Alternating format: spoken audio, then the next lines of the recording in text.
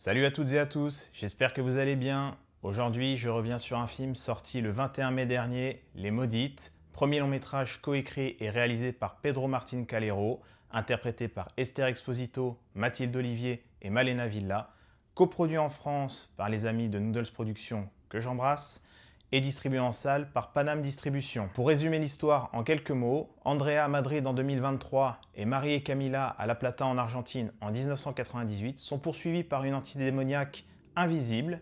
Elle ne peut être vue qu'à travers l'œil d'une caméra. Cette entité prend la forme d'un homme grand et âgé. Elles vont bien entendu tenter de comprendre ce qui leur arrive et quelle est la nature exacte de cette entité qui les poursuit. Coécrit par Pedro Martín Calero et Isabel Peña, le scénario est prenant, intéressant, bien rythmé, et il joue habilement avec les codes du genre horrifique. Il distille un suspense efficace, il réserve son lot de scènes fortes, et là où c'est intéressant, c'est que toutes ces scènes ne se passent pas dans des endroits sombres et isolés. Certaines prennent place dans des lieux bondés de monde ou même en pleine journée. C'est par exemple le cas d'une scène où Andrea, qui est en visio avec son petit ami à l'autre bout de la planète, voit ce dernier se faire attaquer par l'entité alors qu'elle-même est dans une bibliothèque en train de travailler et qu'elle est remplie de gens. Comme tout bon film d'horreur qui se respecte, il y a souvent une ou plusieurs thématiques importantes sous la surface, et c'est le cas ici. Derrière son histoire de fantômes et d'entités invisibles, Les Maudites parlent des violences systémiques faites aux femmes, et comment ces violences, qui se perpétuent de génération en génération, deviennent, comme le titre du film l'indique, une malédiction qu'il est difficile, voire impossible de briser, malgré le temps et la distance. Que ce soit Andrea ou Marie, 25 ans plus tôt, leurs proches et leurs amis ont beaucoup de mal à croire à cette histoire d'entité invisible. Quant à Camila, l'apprentie cinéaste qui filme tout ce qui bouge, elle capte l'entité à plusieurs reprises à travers l'œil de sa caméra et va comprendre que son mystère est lié à Marie. Pedro Martín Calero aime beaucoup le cinéma d'horreur et ça se ressent dans sa mise en scène. Il utilise habilement les plans fixes et joue judicieusement avec le hors-champ pour faire monter la trouille et offrir quelques séquences de pure terreur. On peut également voir qu'il aime beaucoup ce genre à travers les influences que le film convoque. Le concept du film rappelle évidemment celui de l'excellent It Follows de David Robert Mitchell sorti en France début 2015. Dans l'une des scènes phares de la première moitié du film, Andrea fait tout pour ne pas s'endormir et continuer de regarder la vidéo de son téléphone au cas où l'entité l'attaquerait. Ici, impossible de ne pas penser au chef-d'œuvre de Wes Craven de 1984,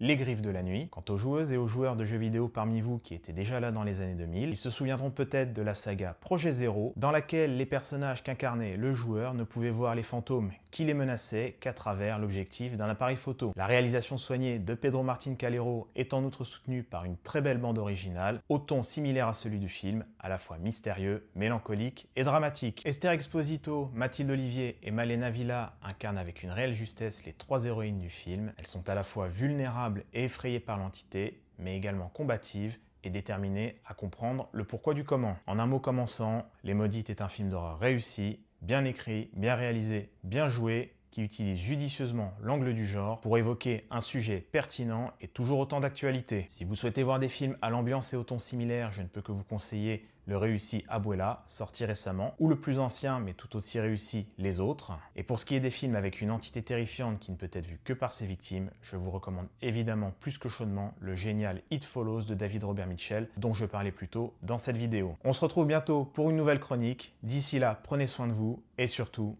matez des films. Salut!